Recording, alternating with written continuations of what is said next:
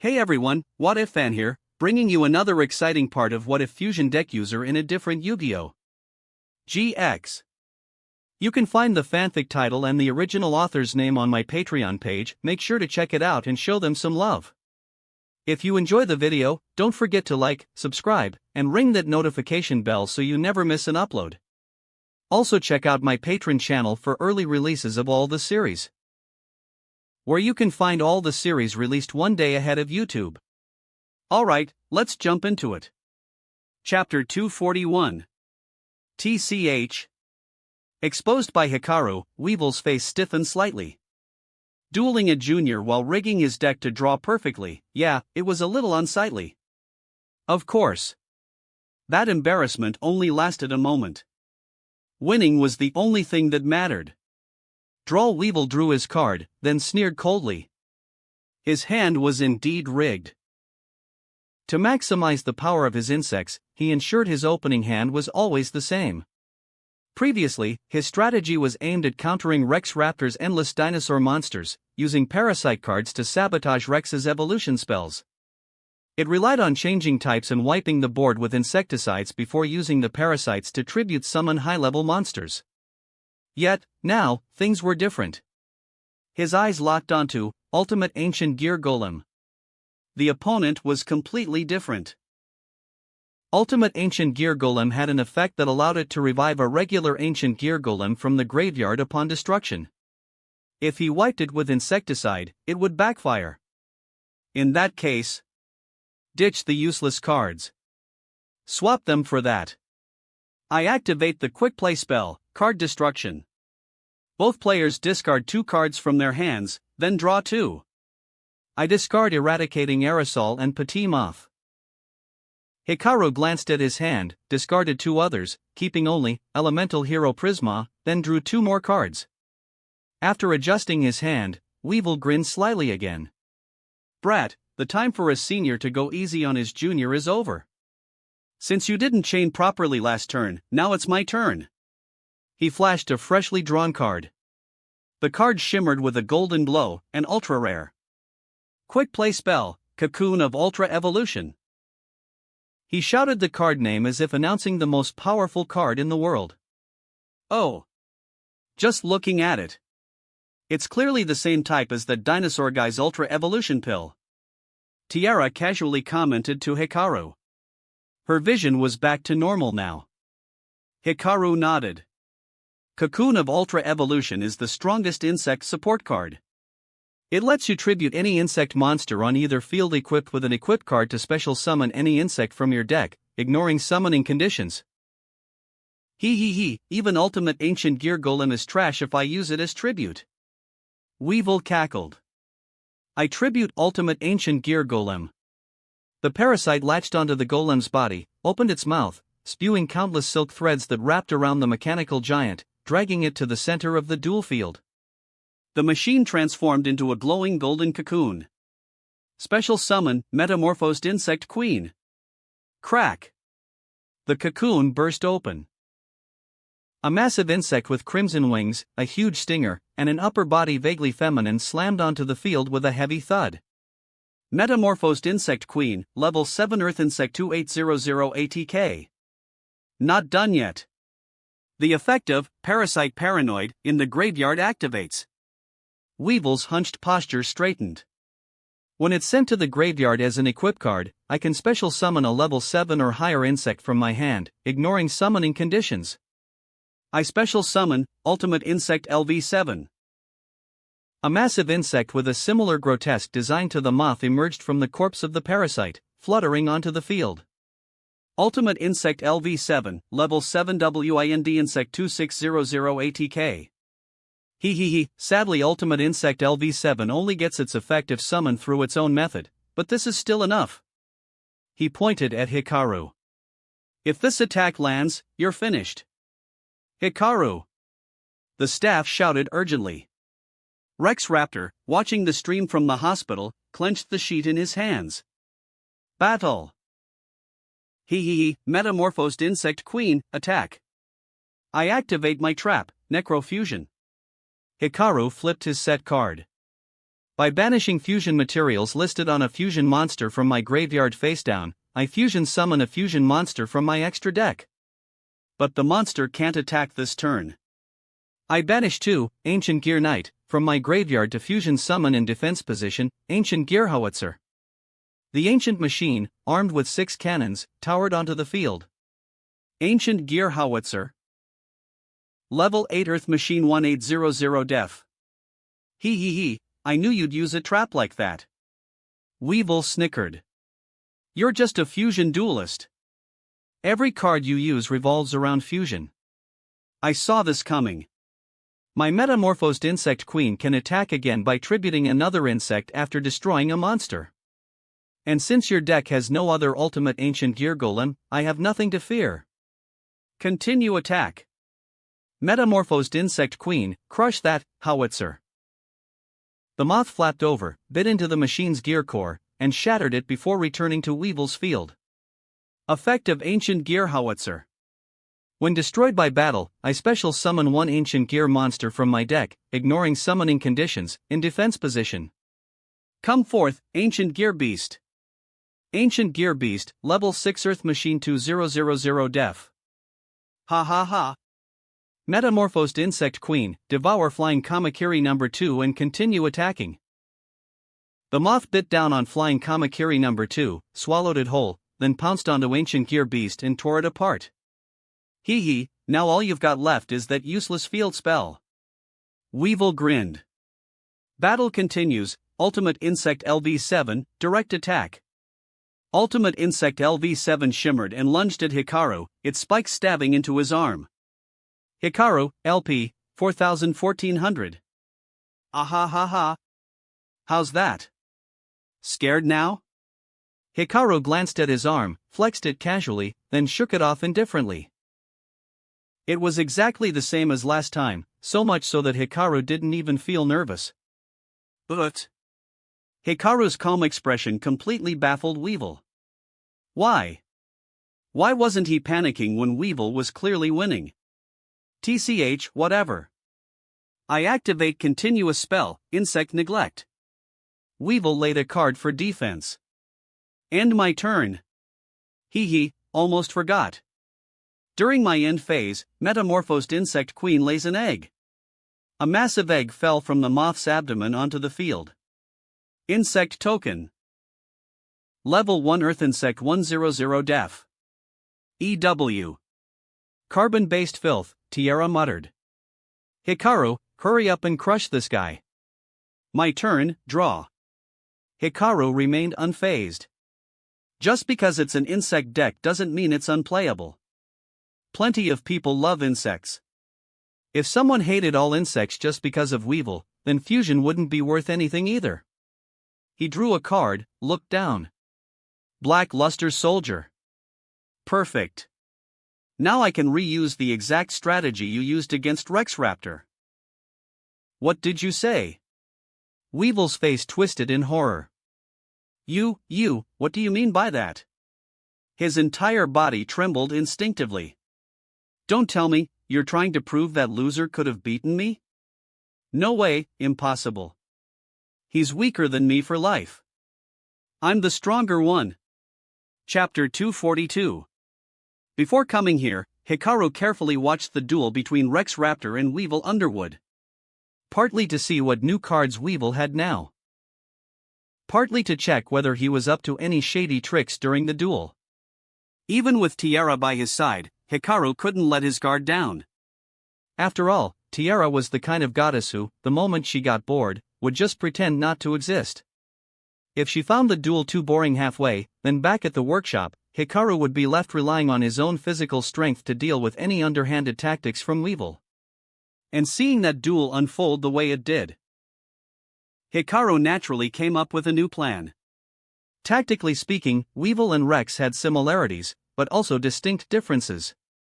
For example, Rex leaned more toward destruction, while Weevil focused on restriction.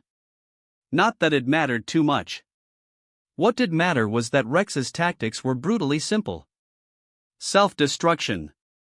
Of course, with Metamorphosed Insect Queen on the field, insects couldn't be destroyed by effects, so during their duel, Rex attacked first, then self-destructed. And notably, when dueling Rex, Weevil didn't bother using card destruction to cycle his eradicating aerosol. He just played it outright. Different opponents. Even with the same preset hand, the tactics varied. Similarly, it was hard for Hikaru's deck to copy Rex's approach perfectly. After all, he didn't exactly have any board nuking cards. But he did have something else. Normal summon, Elemental Hero Prisma. Hikaru summoned Prisma from his hand once again. Prisma's effect. Once per turn, reveal a fusion monster from the extra deck, send one of its listed materials from deck to graveyard, and its name becomes that monster's name. I send Dark Magician from my deck to the graveyard. Dark Magician? Weevil gasped. Even the staff nearby craned their necks for a better look. The camera crew kicked into overdrive, scrambling for close-up shots of the legendary card. Everyone had heard Hikaru owned it, but seeing it on TV was one thing. Seeing it live was another. Next, I activate the effective field spell, Fusion Recycling Plant. Once per turn, I discard a card to add polymerization from my deck or graveyard to my hand. Hikaru had restructured his deck a bit, cutting down regular polymerizations to make room for more versatile fusions and special summons. Still, last turn he hadn't used this effect because he'd drawn 2 polymerization already, so there was no need to discard anything. I discard Metalfoes Fusion from my hand to activate it. Then, add polymerization from the graveyard to hand. And now I triggered the effect of Metalfoes Fusion. Shuffle it back into the deck, then draw 1 card. Hikaru returned it to the deck. After a brief shuffle, 1 card popped out. His brow lifted. Oh, well then. This was exactly the piece he needed. Activate continuous spell, Strengthen Unity. A card nobody had ever seen before. But when everyone saw the artwork, a Blue Eyes Ultimate Dragon with Black Luster Soldier riding atop it, launching a combined attack, they instantly understood. This card was ridiculous. At least in this world. What is that? Weevil instinctively stepped back. That image had haunted him with plenty of pain before. Don't ask how. It just had. Activate spell, Polymerization. Hikaru ignored him. I fuse Elemental Hero Prisma, whose name is treated as Dark Magician, with Black Luster Soldier from my hand. One who draws power from light and one from darkness. When light and dark entwine, chaos descends. Fusion Summon, Level 8, Master of Chaos. A warrior clad in radiant golden armor flung his cape aside, raising a massive sword and shield, tearing through space to stand beside Hikaru. Master of Chaos, Level 8 DARK Spellcaster 3000 ATK. Oh. It's real. Hikaru's legendary Black Magician Chaos form. The cameraman snapped photo after photo. Dark Magician, combined with Rex Raptor whispered in awe, watching through the broadcast. Master of Chaos's effect activates. When fusion summoned, I can special summon 1 light or dark monster from the graveyard. I choose Elemental Hero Prisma. And at the same time, Strengthen Unity activates. If I fusion or ritual summon a monster using Blue Eyes White Dragon or Dark Magician, I can target 1 card on your field or in your graveyard and banish it. I banish your Insect Neglect. No! Weevil howled as his continuous spell vanished. As long as Insect Neglect remained, he could banish an insect from his graveyard to negate an attack. You knew I would rely on that card, you planned this. Planned? No. You chose to draw that card. Don't blame me. Hikaru shot back. Weevil recoiled. Master of Chaos activates again. I tribute both a light and a dark monster on my field to banish every monster you control. Everything? Weevil spun toward his insects. No, don't banish my bugs. Too late. I tribute Master of Chaos and Prisma. The Master of Chaos raised his sword. His body shimmered, turning translucent. With a single slash, reality split open. The insects desperately clawed at the ground, but one by one they were sucked into the void. Gone. Damn it. But now your field's empty too. You copied Rex, but it's pointless. I've still got a card in hand. Hikaru slid it onto the dual disk. I activate Equip Spell, Refusion. Pay 800 life points to special summon a fusion monster from my graveyard. Return, Master of Chaos. Hikaru, LP, 1400-600. HAAA. Master of Chaos, phased back from the void, returning from the underworld itself. Direct attack. Aahaha. Weevil, LP, 4000-1000. Hikaru glanced at his graveyard. He paused for a moment, then decided to hold one card back just to be safe. I banish Fusion Substitute from the graveyard to activate its effect. Return one fusion monster from my graveyard to the extra deck, then draw one card. Last turn, since his graveyard had no fusion monsters, this was a dead card he threw for card destruction. Now, it's cycled. Hikaru drew, and his eyes widened. It's here. The card Rex Raptor gave him, the finisher. Chapter 243. End of turn. At this moment, the effect of the fusion recycling plant activates. I add one fusion material from my graveyard back to hand. I retrieve Black Luster Soldier. Damn you. Even now, when I've already been humiliated this badly, you have to make everyone watch me suffer. You're disgusting, kid. Weevil, struck down by Master of Chaos's blade, flew backwards and landed in a pile of trash, muttering bitterly. Think about your own actions. Hikaru had no intention of continuing this conversation. They'd talked enough before the duel. He had no interest in repeating it. All he had on his mind was, damn, damn, damn. Damn. My turn. Draw. Weevil practically leapt up, crazed, slamming his drawn card into the dual disk without even looking. Pot of Greed. I draw 2 cards. He pulled 2 more. Activate continuous spell, Insect Invitation. As long as this is on the field, all monsters the opponent controls that weren't summoned this turn become insect type. He slammed the card into the dual disk. Rex Raptor, watching the stream, instantly sat bolt upright. With the spell's activation, the armor of Master of Chaos twisted into something like a carapace. His features sharpened, though his form remained otherwise intact. Not done yet. I activate spell, Insect Barrier. As long as this card's on the field, your insect monsters cannot declare an attack. Weevil rapidly slapped more cards down. Doesn't matter how strong your monster is. If it can't attack, it's useless. Lastly, I set a monster in defense, Pinch Hopper. Pinch Hopper. Level 4 Earth Insect 1200 Def. Ha, ha, ha. Sweat poured from his body and forehead like he'd just been pulled out of boiling water. He looked like a drowned rat. Pinch Hopper had an effect. When sent to the graveyard, it could special summon an insect from the hand. As long as he survived this, he could summon a high-level insect from hand and stay in the fight. He wouldn't lose. No matter what. Even if he lost, it was still to Dark Magician. It was Dark Magician. See? This is my insect lockdown combo. At last, Hikaru's interest perked up slightly. Or rather, he was finally ready. Looking down at his hand, he spoke calmly. Weevil. The card I'm holding now is the same card Rex Raptor drew during his duel against you. What? Weevil blinked. You? No.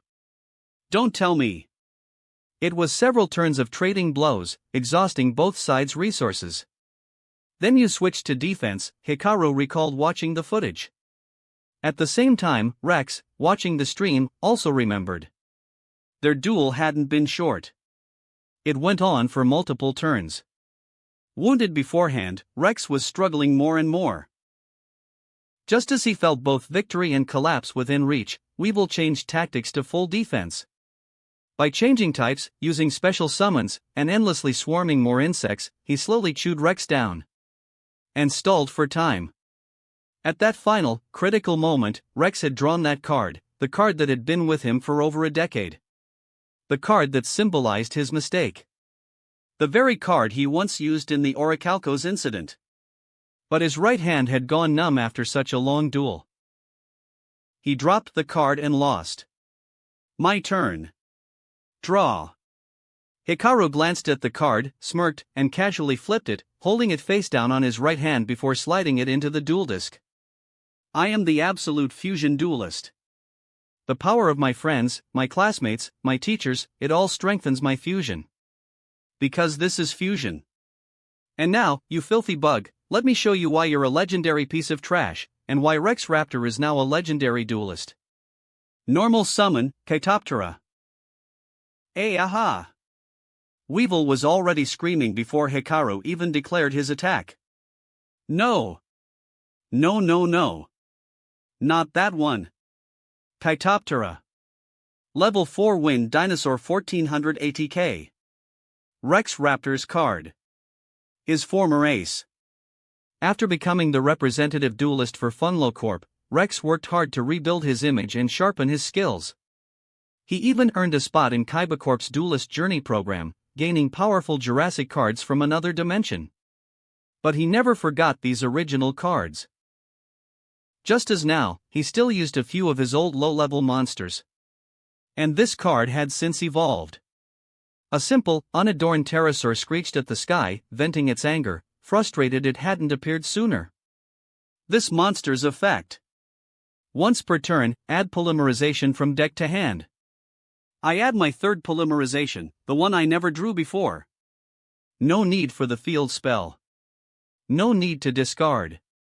Just straight in the hand.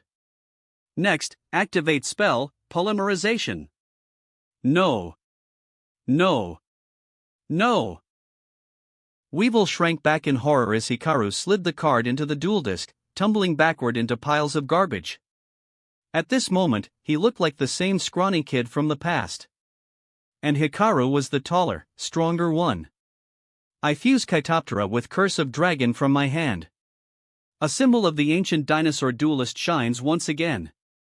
Crawl back from hell. Show us your new form. Rex couldn't help but lean back, exhaling deeply with a smile. Farewell. My friend. Farewell. To the past. Fusion Summon. Level 6, Hornsaurus. Kraa. A jet-black, patternless, primitive dinosaur flew in, circling the air. Though it hadn't attacked yet, it bared its teeth at Weevil, snapping viciously. Hornsaurus. Level 6 Dark Dinosaur 2000 ATK. Oh, this effect's solid. Perfect for someone who didn't draw Fusion Recycling Plant. Tiara leaned in to check the card. On Fusion Summon, it could search or recover a field spell, hugely valuable for Hikaru. Whether it was Fusion Gate or Fusion Recycling Plant, either was perfect. Hikaru nodded. Ready? Don't worry. He's just a soul-damaged mortal without a dual spirit. Tiara waved dismissively. Then, Hikaru raised Hornsaurus. It can attack directly. And since it was Fusion Summoned this turn, it won't be affected by Insect Invitation, turning it into an insect. Weevil practically tried to fuse with the garbage, desperately trying to vanish, unwilling to take this direct hit. Because this was it. The moment he lost his last shred of superiority over Rex Raptor. Not just jealousy, but his final scrap of dignity. Hornsaurus, direct attack. It leaped skyward, transforming into a piercing blade, diving straight for Weevil. Purple puppet strings coiled around its body, turning it into a violet meteor. Boom! The crash sent trash and scrap metal flying into the air, as though declaring something to the world. That this legendary duelist was now buried beneath garbage. Weevil, LP, 1000. Chapter 244, Inventory. The duel ended. Hikaru packed up his dual disc and deck, stretched his body, then turned to leave. Hikaru-san, you're leaving already? What else? Hikaru waved his hand. Was he supposed to say, looking forward to our next duel, to his opponent? Yeah, right. He'd puke. Funlo Corp still had some post-duel matters to discuss with the notary and the cameraman, so they couldn't leave immediately. Hikaru understood this and simply told them he'd go rest in the car while they handled the rest. He was just the duelist, only responsible for the duel itself. The rest was their job. The group figured Hikaru must have been drained from dueling a legendary duelist and didn't try to stop him. So Hikaru sat alone in the car, half reclined in his seat, opened his deck, and began inspecting it. Tiara slid over next to him, curiously peeking at his cards. Hikaru knew exactly what kind of person Weevil Underwood was. In the original, Weevil was infamous for being the first and only person Yugi Muto ever thoroughly humiliated with a corpse-kicking duel. Even after suffering multiple mental breakdown-level personality corrections, he never changed. Expecting a single duel to reform someone like that was pure delusion. Besides, it had been 10 years. 10 years without change. He was still the same person. Did Hikaru really expect him to reform after just one duel? Especially when, before the duel, he'd crushed Rex Raptor's hand with a machine and even set up a trap to crash into Hikaru. If Tiara hadn't been there, Hikaru would have had no choice but to dodge. A regular person might have been crippled. So, before the duel even began, Hikaru and Tiara's plan was simple: draining the pond to catch the fish. In short, drain all the duel energy from Weevil first. Tiara didn't care about human lives, but she did enjoy this sort of thing. The more energy Hikaru drained, the more leftover energy she could casually devour. After all, Hikaru still couldn't channel every drop of dual energy perfectly into super polymerization. The extra energy could go towards preparing components for her resurrection. No way she'd turn that down. As for whether the person survived, how long they'd stay unconscious, or if they'd drool afterward, not her problem. And Hikaru? He cared even less. Even if Weevil woke up insane and the company had to care for him for life, that was still better than having to constantly guard against a cockroach hiding in the shadows. Death wasn't likely. Not because Tiara couldn't do it, but because the duel was recorded and archived. It wasn't a shadow duel. Killing someone directly would raise too many questions. Hikaru was far more concerned with the cards in his hand. First and foremost, he needed to confirm whether any of his cards had turned into Kahio Reijetsu. After all, this duel was against one of the icons of insect decks. If such a card appeared, he'd have to think about it. But clearly, he was overthinking it. A card like Kahio Reijetsu would only emerge from dueling someone like Selena or Rin. Logically speaking, Kahio Reijetsu's effect would actually be pretty useful if it wasn't saddled with something like Parasite Fusion. Hikaru stopped blindly flipping through his cards, set his deck down, and slowly pulled out his precious side cards. Inside were all the branch cards he'd been collecting lately. Armatile the Chaos Phantom, Starving Venom Fusion Dragon, and his gaze fell on a card now glowing with flowing light, shining brighter and more solid than before. The Claw of Hermose. Compared to before, the completion rate of this card had probably reached a full 20%. An explosive leap in progress. Of course, chances like this would be rare moving forward. This card's rapid advancement came from the sheer, reckless extraction of dual energy during this duel. In a friendly match with Rex Raptor, Hikaru would have never done something like this. Then again, logically speaking, shouldn't the reward for defeating Weevil have been that card? The Eye of Timaeus.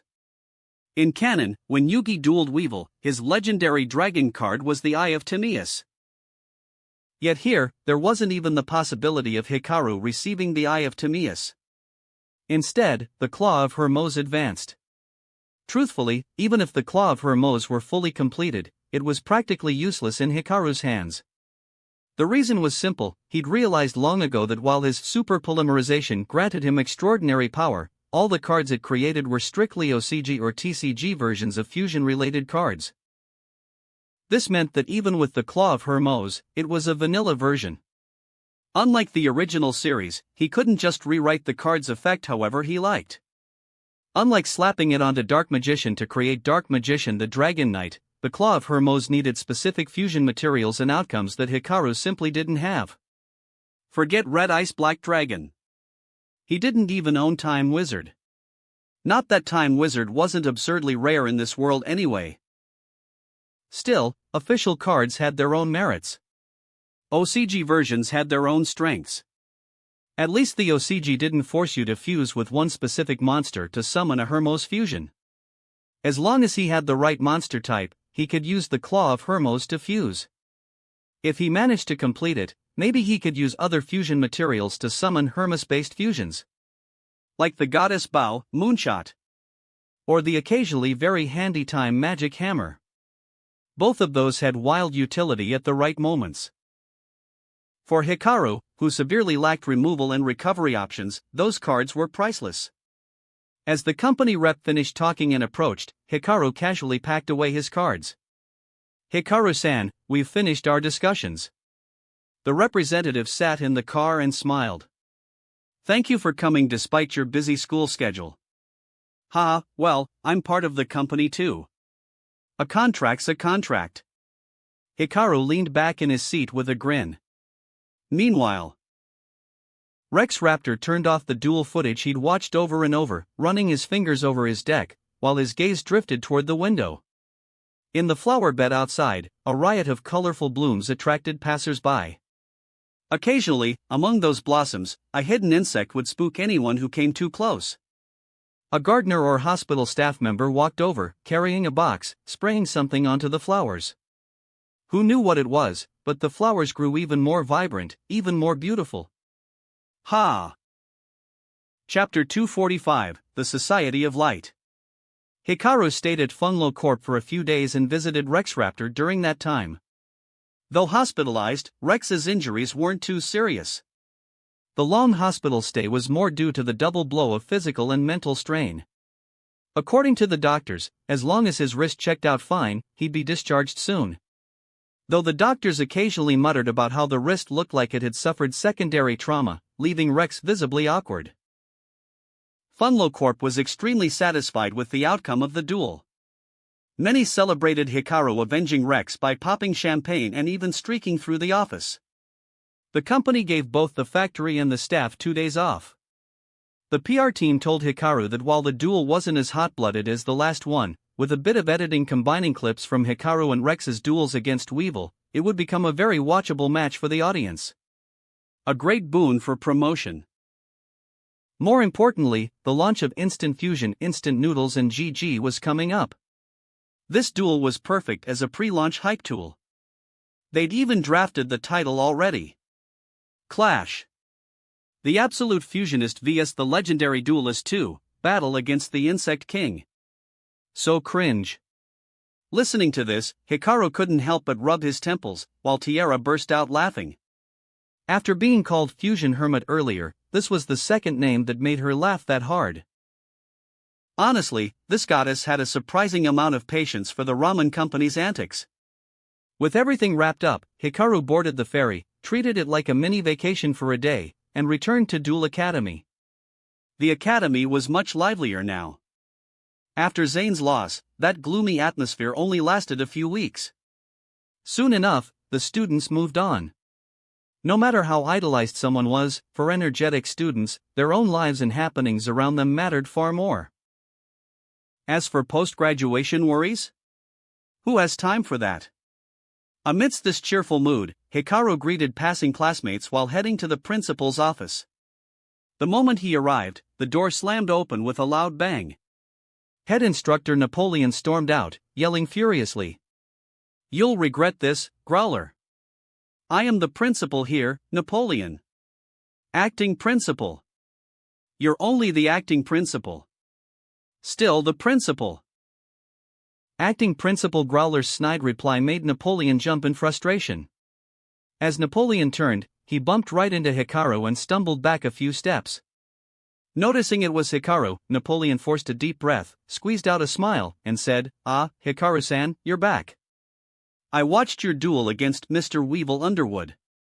As expected of our academy's greatest fusion." "Sorry about that, head instructor," Hikaru interrupted, figuring the guy nearly fell. Ahem, no, it was my mistake. Napoleon waved it off. You're here to see your mentor, aren't you? Oomph, Growler, lucky bastard. It's Principal Growler. Grumbling, Napoleon stomped off. Hikaru chuckled, waved him off, then coughed twice before stepping into the office. Last time he came here, it was to report after being stuck in another dimension and the war with the Dark World Army and heroes. This time, since he'd taken an extended leave, it was only right to report again. Fortunately, Growler was already familiar with the situation at Funglo Corporation. After all, he signed Hikaru's contract as his legal guardian for the company. Still, once Hikaru was back, Growler subjected him to a long scolding. Hikaru knew he deserved it. He'd missed way too many classes this term, so he didn't argue. Once the academic nagging ended, Hikaru curiously asked what Growler and Napoleon were arguing about earlier. It turned out that after Hikaru set sail, Ches Princeton had lost to Aster Phoenix. Napoleon tried to use that as justification to shut down Slifer Red. Growler had stubbornly stalled him for days. Then, just yesterday, Jaden appeared out of nowhere, declared he would duel Aster again, and whipped out a bunch of cards nobody had ever seen before. With a narrow victory, he defeated Aster. Naturally, their win-loss record became 1 win and 1 loss each, a tie. Growler seized on that as justification not to cancel Slifer Red, infuriating Napoleon into another shouting match before storming out. I see. Hikaru nodded. What kind of cards did he use? Neospatians? Growler looked skyward, clearly unsure himself.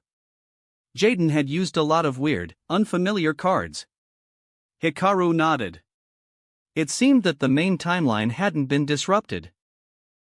Despite the cards having been sent to another dimension, Jaden still obtained the Neospatian series as he was meant to. Though honestly, shouldn't it be called New Dimension instead? Card games are mysterious. In any case, Jaden's deck was now basically in its complete form. Alright, hurry back and catch up on your studies. I expect you not to fall behind on this exam, Growler said. No problem, Professor. I won't neglect my main job as a student. Hikaru thumped his chest with a smile. Ha, that's fusion as well, isn't it? Hikaru chuckled, nodded, and left the principal's office. Meanwhile, Napoleon stomped into his own office, kicked the door shut, strode to his chair, then jumped into it cross-legged like a spinning top. His short, chubby frame made him look like a wobbling doll on the seat. Damn you, Growler. Grumbling, he fiddled with his mouse and browsed student files. He had tried everything. Who would have thought that after spacing out for so long post-defeat, Jaden would come back with a brand new series and defeat Aster Phoenix? Completely blindsided. And Growler, he completely ignored Napoleon's advice during all of this. Not just because Napoleon's plans had been failing lately, but because of that student, Amaji Hikaru. Damn it. Why was Growler so lucky to gain the trust of students like Zane Truesdale and Amaji Hikaru? With Zane graduated, Growler still had Hikaru, a campus celebrity, product ambassador, and someone who had already dueled legendary duelists twice. With a student like that, of course, Growler had the clout to go against him. If this kept up, how was Napoleon supposed to implement his educational philosophy? How was he supposed to enact his vision? Fuming, he glanced at an email from Sartorius, opened it briefly, then angrily closed it. Destiny? Aster and Jaden are destined rivals? What the hell is this nonsense? He slammed the email shut.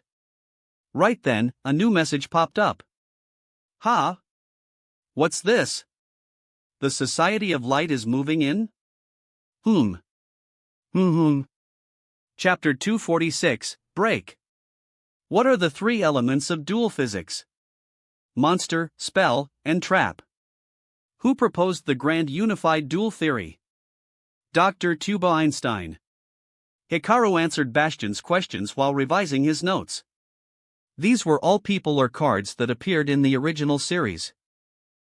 Hikaru couldn't possibly remember every detail, but with a quick review, he could memorize them pretty easily. Ugh. Jaden Yuki stood next to their desks, eyes spinning, brain completely fried. Everything he heard went in one ear and out the other. As expected of Hikaru-san.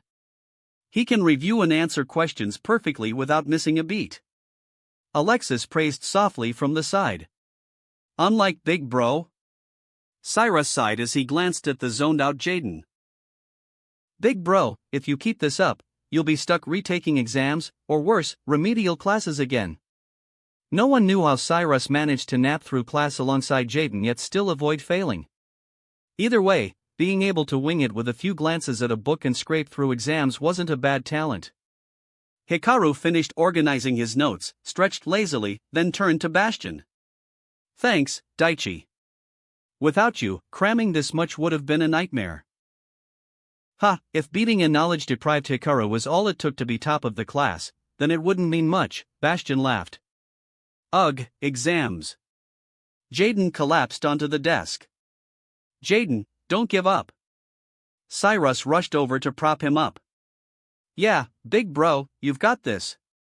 At the same time, Tyranno Hasselberry dashed over to Cyrus's opposite side, cheering Jaden on. Despite his wild appearance, he was a good student. Ah.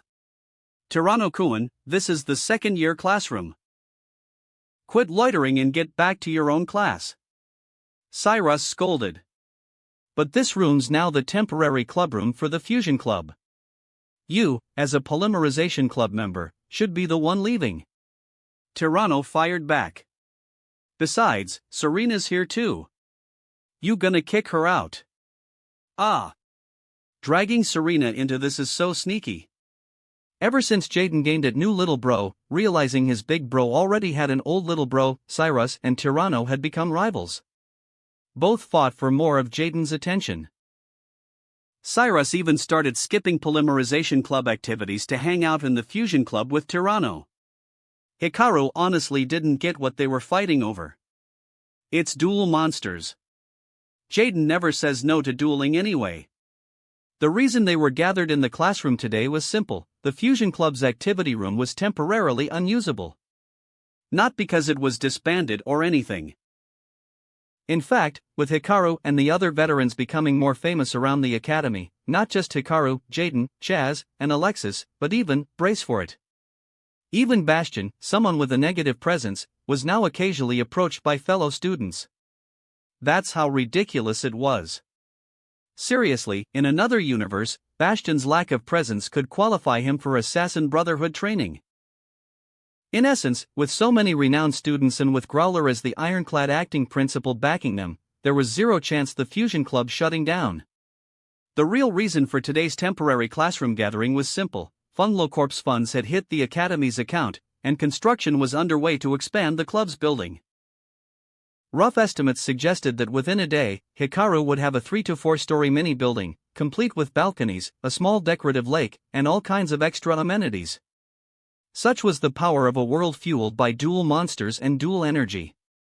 Remember, in the original, during Growler and Napoleon's duel over whether to demolish Slifer Red, the demolition crew tore down half the building instantly, and the construction team rebuilt half the dorm in the same timeframe. Wild. This was the world of duelists. Tomorrow, Hikaru could begin setting up the dimensional gate and head to the parallel world that the principal had designated. However, before that, there were plenty of details to handle. Honestly, telling you this now might ruin your motivation to study, but I figured I should tell you anyway, Jaden. Hikaru casually flipped open the Emerald book as he spoke. What is it? Jaden asked, curiosity piqued. Lately, Hikaru had clearly noticed that Jaden was becoming calmer, sharper. Not just that, his emotional expression wasn't as fiery as before. He was still passionate overall, just slightly toned down compared to earlier. If Hikaru weren't someone who specialized in observing and recording, no one would have noticed Jaden subtly shifting in a certain direction. Though calling it change wasn't quite accurate. It was more like shedding restraints and returning to his true self. After all, it seemed Jaden had rediscovered his childhood spark somewhere in another dimension. So was it a change? Or just going back to who he always was? There probably won't be any exams this year. What? No exams? For real, Hikaru? Is it true, Hikaru-senpai? Hikaru-senpai. Hikaru-senpai. The moment those words dropped, whether it was the crew studying with Hikaru, the ones play fighting nearby, or even the members sitting on desks dueling each other, everyone jumped up and crowded around, all eyes on Hikaru. It didn't matter what world you were in. Didn't matter what you were studying. When someone says there are no exams, everyone's happy. No exams. Jaden's face lit up with glee. This good news actually existed. And no exams. Bastion's mouth hung open in despair. Well. Hikaru closed the emerald book, sighed, propped his chin on one hand, and lightly swung the book in his other hand. It's not exactly no exams. Acting Principal Growler said that this year's grades will be determined based on the tournament the principal is about to hold. And honestly, it'll probably be much harder than any regular duel exam. Hikaru warned everyone to seriously review and fine-tune their decks. A tournament hosted by the principal? Most people latched onto the tournament and no exams part more than anything else. Hikaru tapped his head with the book. The Critical Nexus GX Tournament. He sighed heavily. So, in the end, the principal still went ahead with it. Just then, Hikaru noticed planes approaching the Academy Island. That logo. And that blinding pure white paint job. Sartorius had arrived. Chapter 247, The Sun. The Society of Light. An organization under Sartorius, whose goal is to make Sartorius the guide of the world's destiny. Its members include Sartorius himself, his sister Serena, the four emperors of Earth, Water, Fire, and Thunder, and several pro-duelists. But the core members of the Society of Light are Chaz and Alexis. Yes. Those two. In the original, Chaz was brainwashed after Sartorius exposed his inner fear of Jaden. Through a duel, Sartorius manipulated him into becoming a pillar of the society within Duel Academy. Alexis, meanwhile, lost to Chaz, who was empowered by Sartorius's foresight, during a duel where she tried to stop him from turning Obelisk Blue into White Dorm. She, too, fell under Sartorius's influence and was brainwashed into joining. These two became Sartorius's main forces inside the academy, sending waves of Obelisk Blue elites to challenge Jaden, only for Jaden to repel every one of them with his absurd top-decking luck. This period in the original was an infamous arc where even in a world full of top-decking duelists, Jaden's luck was considered ridiculous. Even so, that wasn't Hikaru's focus. His focus was... In this world, Chaz wasn't just Seto Kaiba's disciple, he never had any fear of Jaden. If anything, he feared failing himself, not others. Under these circumstances, brainwashing a duelist who possesses dual spirits was absurdly difficult. After all, while Chaz never used Light and Darkness Dragon, considering how his dual spirits in the Union hangar could tank Panda Dragons and shrug off heavy fire, Sartorius trying to brainwash him was wishful thinking. Additionally, in the original, Sartorius targeted Chaz not only for his strength but because Sartorius couldn't see dual spirits. He needed someone who could duel Jaden and help determine the direction of fate. But in this world, things were different. Thanks to the advancement of dimensional exploration, dual spirits were no longer mere legends or fairy tales. With Sartorius's supernatural abilities and enhancements from dimensional science, seeing spirits wasn't a problem anymore. Even someone like Bastion could see them now. So the original motive Sartorius had for targeting Chaz didn't exist here. Which made Hikaru curious, why was Sartorius visiting Duel Academy now? The principal wasn't back yet, and Prince Ajin with his orbital laser satellites wasn't around either. So what was Sartorius's goal? The answer, it was a big one. Sartorius smiled, politely exchanged greetings with head instructor Napoleon, and humbly explained that he only became Aster Phoenix's manager because they were childhood friends, otherwise, he could never have signed someone like Aster. Then, he stated his reasons for coming. First, he intended to transfer into the academy. As a high school student himself, it made sense. Since Aster was here, whether for friendship or business, he joined too. Second, he wanted to scout more talented duelists for the pro circuit. Watching Aster duel Zane Truesdale made him genuinely happy, seeing his friend smile again after so long. Naturally, he wanted to visit the school that produced someone like Zane. His speech was so flawless that even Growler grinned ear to ear, thrilled at the new opportunities for the students. No friction arose over Napoleon inviting Sartorius without Growler's prior knowledge. When asked about Aster's academic life, Sartorius answered, "Apologies, professors. Aster's schedule is fully booked for the next 3 years. He'll only attend classes if his dual calendar permits." "Ah. I see." Napoleon sighed, disappointed. Though Aster had lost to Jaden once, he also won against him. In Napoleon's eyes, Aster was still the best weapon against Slifer Red. And those students? Sartorius shifted the topic, chin tilted toward the teaching building. There, students clad in red, yellow, blue, black, and even purple uniforms streamed out together, chatting and laughing. "Ah," Growler puffed out his chest. "Those are the pride of Duel Academy, our glorious fusion club, founded by my disciple, Amaki Hikaru. Speaking of Hikaru, Sartorius-san, would you be interested in recruiting him for the Pro League?" "Oh my." Sartorius followed Growler's gaze. At the same moment, Hikaru instinctively looked up. His eyes locked with Sartorius across the distance. "So that's him, the absolute fusionist, the new symbol of Duel Academy, Amaki Hikaru. Truly a magnificent presence." Sartorius smiled, faint purple light flickering in his eyes. Hikaru narrowed his eyes. Suddenly. Whoosh! Whoosh! A strong breeze whipped up by the seaside campus. It grew stronger and stronger. What's going on?" Napoleon staggered. "Mamma mia! Why's the wind picking up?" "Sartorius-san, perhaps we should head inside the building?" A crazed, fanatical grin briefly flashed across Sartorius's face. But when Napoleon instinctively rubbed his eyes, that grin vanished, replaced by Sartorius's usual gentle smile as the light in his eyes faded and the wind subsided. "Ah, no need. I'll just wander the island by myself. Thank you both for your time." Sartorius bowed politely and walked off with a smile. "Ha! Wait, Sartorius, he's gone." Both instructors were left baffled. Meanwhile, as Hikaru paused, Jaden and Chaz both asked what was wrong. Hikaru frowned, thought for a moment, then shook his head. During that brief eye contact with Sartorius, their powers, fate and fusion, had clashed. But it ended in a stalemate. Still. Why was Sartorius bothering him?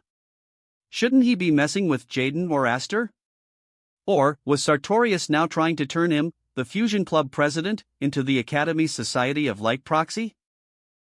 What a bizarre human. Tiara chimed in from the side. Feels like watching me and Sophia fighting for system control over one body. Yeah, that was disturbingly accurate. Elsewhere, Sartorius walked into a forest alone. He slammed his hand into a tree, leaving a massive crater, then leaned against it, body trembling, letting out a low growl. If anyone could see his face at that moment. The left side was sorrowful, shedding tears of empathy. The right side was ruthless, laughing maniacally. The one who represents the tarot card the sun. Light, hope, radiance. Upright or reversed, it's meant to benefit mankind. But, you saw it. His sun isn't warm, white, or gentle like that light. It's dark. A black sun, like a void, a devouring singularity that consumes everything. It doesn't emit light. It absorbs. Such a sun only brings destruction. No. I believe even a black sun is still a sun. It remains the source of life.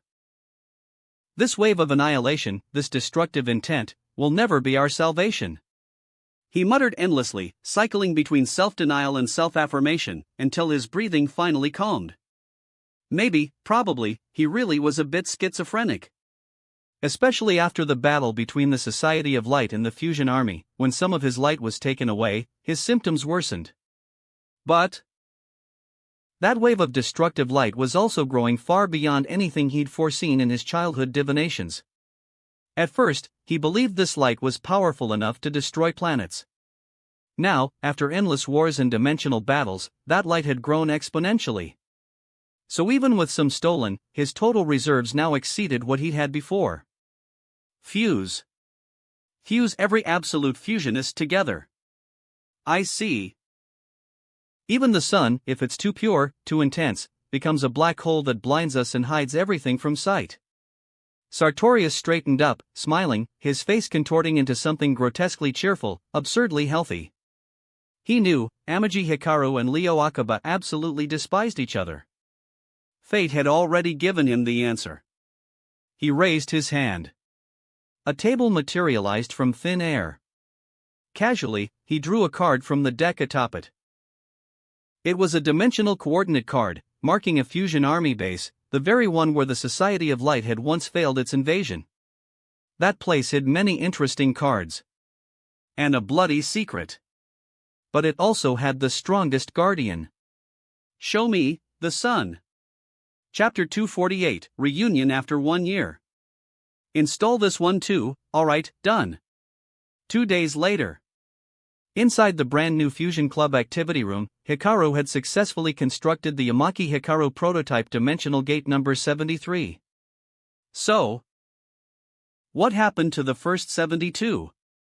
Irrelevant. What matters is the mysterious naming vibe. It makes me seem like a crazy alchemist. But you are a crazy alchemist right now. Tiara and Hikaru exchanged idle banter. This was technically the club president's office, though calling it that was underselling it. In just 1 day, the Fusion Club had expanded from a modest 2- or 3-story building to a massive 6-story complex that could rival the Polymerization Club's tower across the campus. Every room and facility was upgraded. Funlo Corp spared no expense, providing the latest equipment and even installing a top-notch 3D theater in the main hall that looped classic duels of the founders. Duel highlights like Amaki Hikaru vs. Dimensional Invader No. 1 and 2, Hikaru vs. the legendary duelist Rex Raptor, twice, Jaden Yuki vs. Dimensional Police, or Ches Princeton summoning a dragon to repel a mechanical army. Forget whether the duels were strategically complex. Just look at the sheer spectacle. Especially Hikaru's duel against Rex. Absolute banger. Literal explosions. Incidentally, this hall was also one of the test locations for the GG commercial, the ad where the Fusion Hermit traveled seeking the ultimate form of fusion, eventually meeting the magical scientist and discovering the legendary Ready Fusion instant noodles. Classic Japanese-style exaggerated nonsense. Hikaru hated filming it. Watching it was worse. Watching it with others? Pure torture. Especially with Jaden sitting next to him, shouting, "Whoa! So cool," the entire time. So, after checking the ad to confirm nothing problematic slipped through, Hikaru promptly turned his attention back to building the dimensional gate. Every aspect of the Fusion Club was now benchmarked against the Polymerization Club, and some facilities were even newer. Only one thing still fell short, the dimensional gate. And that was what Hikaru was fixing now. Of course, building a dimensional gate on Earth wasn't easy. Without the Philosopher's Stone from the Grand Universe Workshop as an energy core, it was nearly impossible. Thankfully, Hikaru wasn't hurting for money anymore. Plus, he'd received plenty of sponsorships from kind folks in the Fusion Army, giving him enough materials for experimentation. Sadly, most of the resources had gone into manufacturing the Infernoids. Otherwise, he could have done even more tests. In any case, after shipping in the prefabricated parts from the workshop, Hikaru assembled everything, slotted in the prepped energy cards, opened the Emerald Book, and input the coordinates Principal Growler had given him. Destination: the critical Nexus dimension. According to the description, it was a borderless, ownerless zone formed after the spirit world shattered. Neither entirely abandoned nor fully claimed, it acted as a junction for leftover territories and tribes. Many factions roamed this place, some allied, some hostile. Kaiba Corp discovered this dimension early on and had long since established diplomatic ties with several of its tribes. Therefore, humans generally weren't in danger there. So, with a little initiative and a bit of luck, it was possible to acquire unimaginable rewards from this dimension. That was the principal's logic. And honestly, it made sense. To encourage students' ambition and courage to challenge the pro-dueling circuit, Principal Growler had organized a massive global tournament.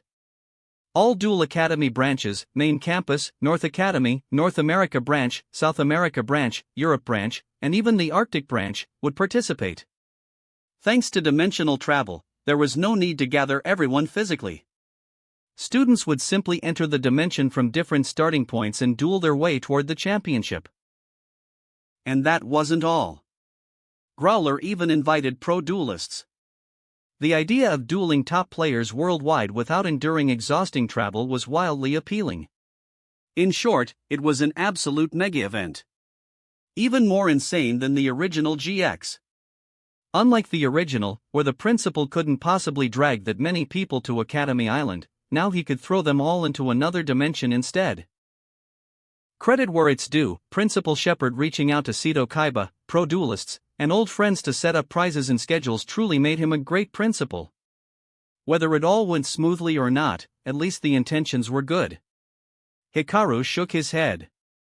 He powered up the dimensional gate, ran safety checks, and even had Captain Crystal help with testing.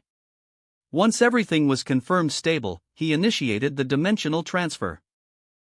His body gradually dematerialized into particles and vanished from this world. Moments later, those particles reassembled in the middle of a barren wasteland. Hikaru glanced around. Desolate. Not a single living thing in sight. He checked behind him. The green ring return gate spun quietly. Operational. Good, but not enough. He unpacked a second set of materials to build an extra-dimensional gate somewhere hidden in this dimension as a backup route home. As he worked, Tiara spoke. Hikaru. Hearing her, Hikaru opened the Emerald Book. A green rune flared on his body, and he blended seamlessly into the landscape. Unless someone looked closely, he was invisible. He stepped aside and hid. Soon, a group of strange-looking elves riding horses galloped past, dragging smaller, struggling sprites behind them. As they ran, the riders jeered loudly. "Your lord won't save you!" The captive sprites cried, some in tears, some struggling, but a few shouted back defiantly. "Our lord won't forgive you!" "Ha! Your lord challenged the Dark Blade and must be dead by now. As for you..." A black blur streaked in from the side, smashing one of the laughing elves clean off their mount. "What, who?" the fallen elf screamed. Towering over him was an enormous black warhorse. And atop it, a knight in golden visor armor glared down, eyes cold. The elf scrambled back in terror as the knight swung off his mount. The knight wore deep blue armor accented with black plates and golden trims. Crimson blades adorned key joints, exuding a killing aura. A massive black cloak billowed behind him. With a subtle twirl of his lance, the knight's eyes flashed red. "Who told you to do this?" His voice was cold, an order, not a question. My lord, why you're alive." How weren't you defeated by the Dark Blade?" "Fools." The knight spun his lance. "I am a spirit pursuing the ultimate fusion. I am the purest warrior. No filthy villain could defeat me. Damn it. Listen well." The knight swept his lance toward the other terrified elves. "As long as I, Gaia the Fierce Knight, still stand, none shall oppress the weak. I am the lord and protector of all lesser spirits. Anyone who dares commit such evil will meet the same fate as this fool." With that, he pulled a card from his wrist and flung it skyward. It was a Dark World Warrior, Dark Blade. Dark Blade Sama. The panicking elves scrambled to grab the card. The surviving riders growled, freeing their captive sprites while glaring at Gaia. The leader sneered. "Ha! Just a random spirit meddling in others' business. Don't think I forgot seeing you defeated by Lord Christ and dumped in the river. This isn't over. In this land of glorious knights, only the voice of the Emperor matters. Any who oppose the voice of light will perish." With that, the elves scooped up their fallen, snatched the Dark Blade card, and retreated. Gaia exhaled. The rescued sprites swarmed him, cheering. Long live the great Night Lord! Gaia forever! Protector of the weak! A true knight! Gaia chuckled awkwardly but smiled warmly, finally relaxing. But as he pondered, doubt crept in. Karaz the Light Monarch. Could he really defeat him? His confidence wavered. Anxiety gnawed at him. Then, having trouble? A voice. Familiar. A voice he'd dreamed of hearing again. He turned, stunned. Before he could process it, two figures appeared, one clad in red, the other in black. They grinned, clapping him on the shoulder or jabbing him playfully. Flame Swordsman. Dark Flare Knight. Ah, long time no see, Lord Gaia. Flame Swordsman laughed. Looks like you've done well for yourself, Gaia. Dark Flare Knight chuckled. Wide-eyed, Gaia stared. If it's these two, then. He turned toward the source of the voice. The two swordsmen fell respectfully silent. The duelist who pursued the ultimate fusion. Their master. Amaki Hikaru. It's been over a year since I left the warrior's realm. Long time no see, Gaia. Hikaru smiled. There was no doubt. This was the Gaia the Fierce Knight. Not a copy. Not another version. The same Gaia who had once trained under the Chaos Warrior, the same Gaia who, after losing to Hikaru and failing to recognize his flaws, was punished by Chaos Warrior and forced to evolve. And now, he seemed to have completed that trial. Though for some reason, he'd ended up in this dimension. Gaia looked at the duelist he was meant to follow. After a moment of stunned silence, in full view of the bewildered sprites, he strode forward, dropped to one knee, and bowed deeply before Hikaru. Chapter 249, Gaia the Fierce Knight. After the joy of reunion faded, the group didn't linger long. Gaia led Hikaru and the rescued weaker spirits to a small village. Calling it a village was generous, it was really just a few tents, a couple of huts, and a handful of spirits struggling to survive. This was Gaia's camp, a refuge for spirits he had saved from the hands of the Light Monarch. Gaia introduced Hikaru to the spirits here, explaining that Hikaru was the duelist who pursues the ultimate fusion. Once the spirits realized that this was their lord's idol, they quickly dropped their wariness toward humans. Some returned to their work, while others curiously gathered around to watch the group chat. After some brief catching up, Hikaru asked about the situation in this world. The critical nexus dimension was a chaotic, opportunity-filled place. Naturally, it was crawling with all kinds of messy factions. This region, specifically, was ruled by the Light Monarch as the Land of Glorious Knights. Yeah, well, nothing glorious about it. Haven't seen any knights besides you, Dark Flare Knight scoffed. It's called the Land of Glorious Knights, but in truth, it's more like a place where the strong prey on the weak. Gaia said as he sketched a crude map on the ground with a stick. The spirits living here are mostly warrior type. Higher-ranked warriors hunt the lower-ranked ones. The dead become nourishment. Those who survive are turned into slaves or squires for the so-called knights. Then the cycle repeats. What the hell kind of glory is that? Flame Swordsman twitched his eyebrow. TCH makes sense why you're here. Dark Flare Knight nodded. As fellow spirits from the warrior's realm, followers of the original Chaos Warrior, the most honorable and exalted warrior, they completely understood Gaia's rage. This wasn't just disgraceful. It was an insult to knighthood itself. But, didn't you already pass Chaos Warrior's trial? You became a Chaos Warrior yourself. Flame Swordsman asked, still confused. Chaos Warrior was the pinnacle of all warrior spirits. Any warrior-type spirit dreamed of becoming the strongest, and Chaos Warrior was that ultimate goal. If Gaia had become a Chaos Warrior, then no other warrior should be able to defeat him. That was simply impossible. Idiot. Did you forget? Gaia gave his Chaos Warrior card to our master, Dark Flare Knight side. Ah. Flame Swordsman smacked his forehead. Right, he'd forgotten. Just like how Hikaru had acquired Curse of Dragon, Dark Magician, and Dark Magician Girl from others. Chaos Warrior came from Dark Magician Girl. Without his core card, Gaia could only fight in other forms. Losing wasn't surprising. No. Even if I had it, I wouldn't fight like that. Gaia shook his head firmly. Crushing someone with overwhelming power, that's exactly the same as what those tyrants do. Besides, since I've chosen to follow my master, I should pursue a more fused form. He scratched his head awkwardly. In the end, I'm still just a high-level monster. Hikaru could tell. Gaia's current form resembled a hybrid of Gaia the Fierce Knight and Chaos Warrior. It looked like his strongest form before fully becoming a Chaos Warrior. You're probably missing a mount, like, I don't know, a dragon? Dark Flare Knight raised a finger.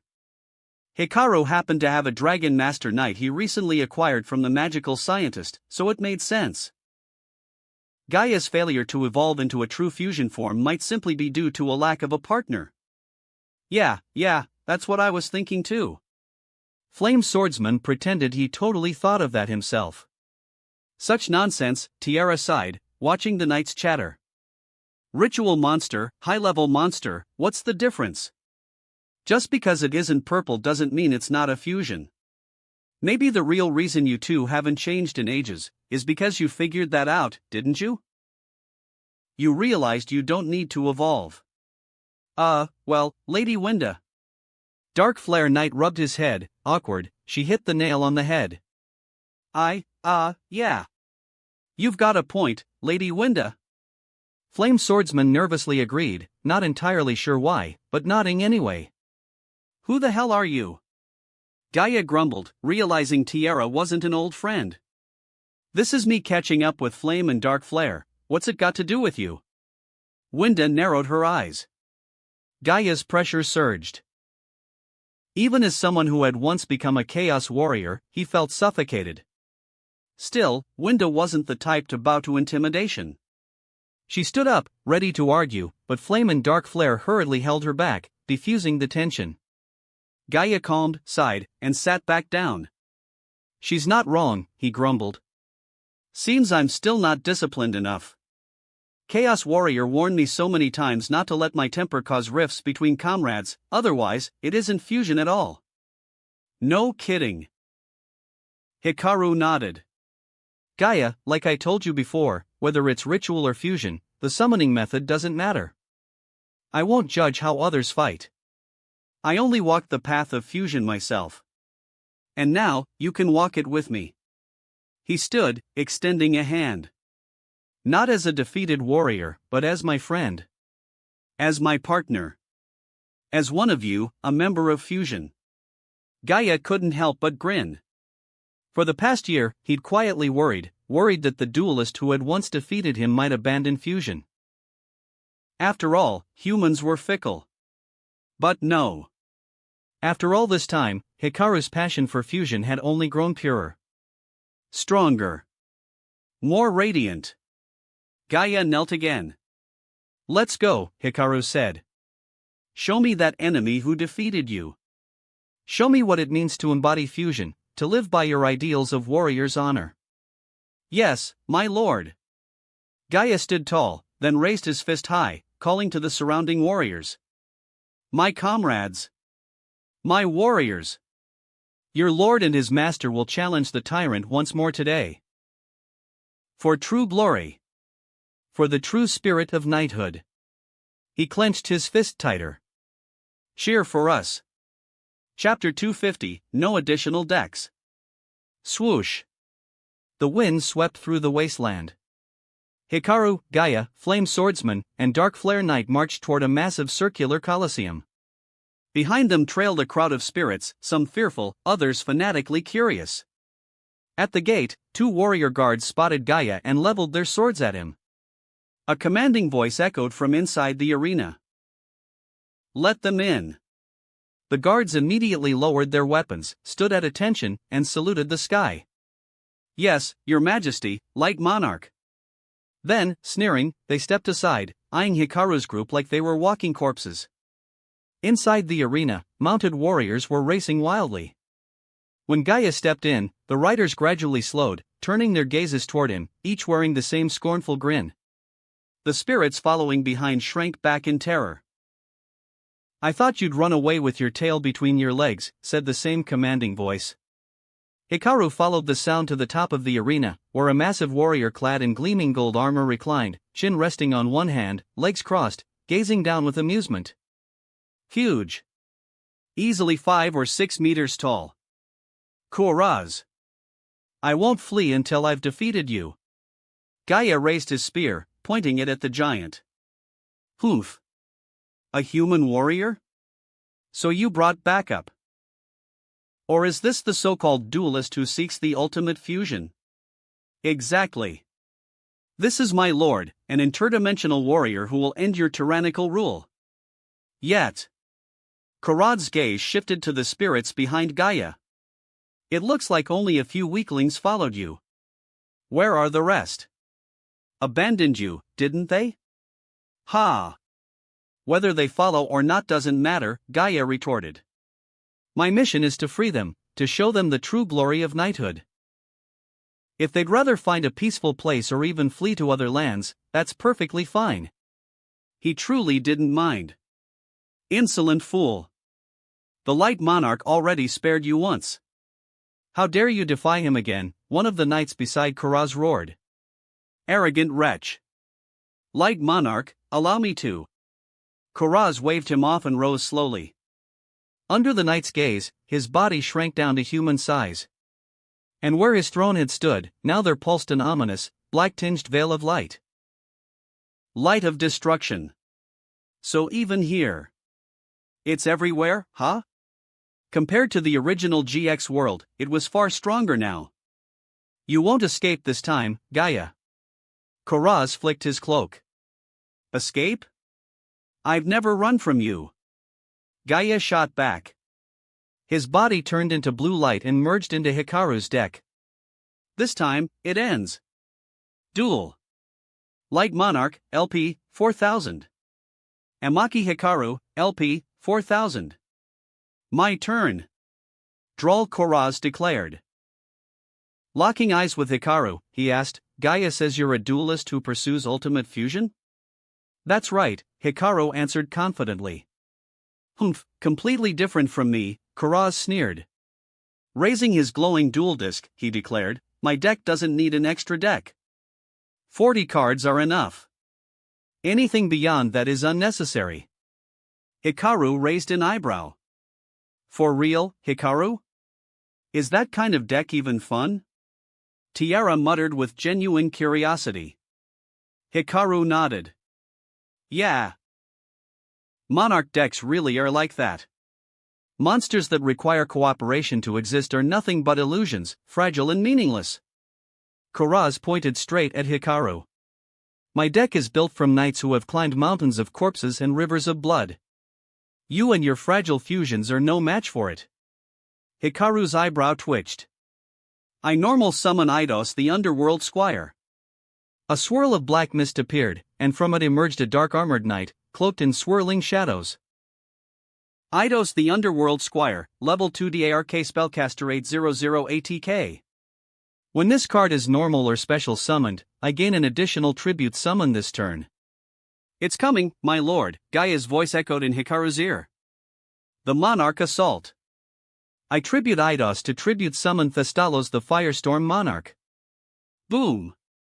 Eidos dissolved into darkness, and the shadows ignited like hydrogen fuel, exploding into crimson flames. From the blaze strode a monarch clad in blazing red armor, his body wreathed in fire.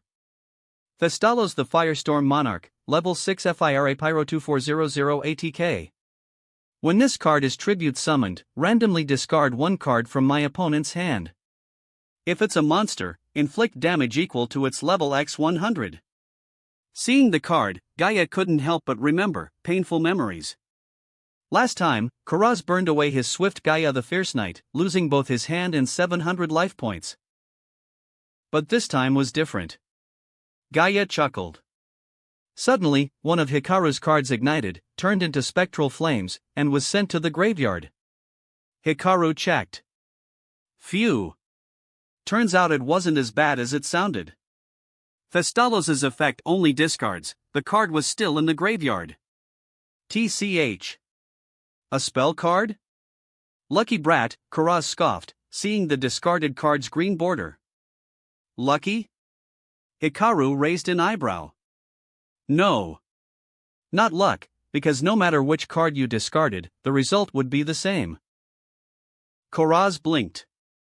Because right now, every single card in my hand is a spell card. Huh? What? No way. The spirits on Hikaru's side shouted in disbelief. On Karaz's side, his knights and squires were equally baffled. Bro, did this guy just tell his opponent he bricked? But he looks super confident about it? Wait.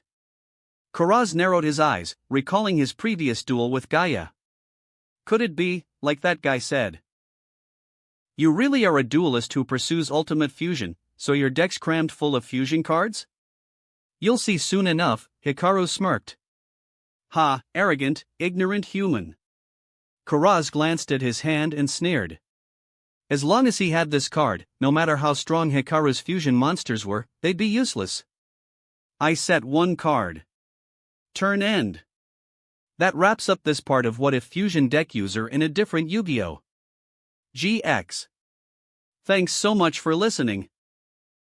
As always, new parts drop every 4 days, so be sure to stay tuned. Also check out my Patreon channel for early releases of all the series, where you can find all the series released one day ahead of YouTube. If you enjoyed the video, don't forget to like, subscribe, share it with your friends, and please consider supporting the original author as well. See you in the next one.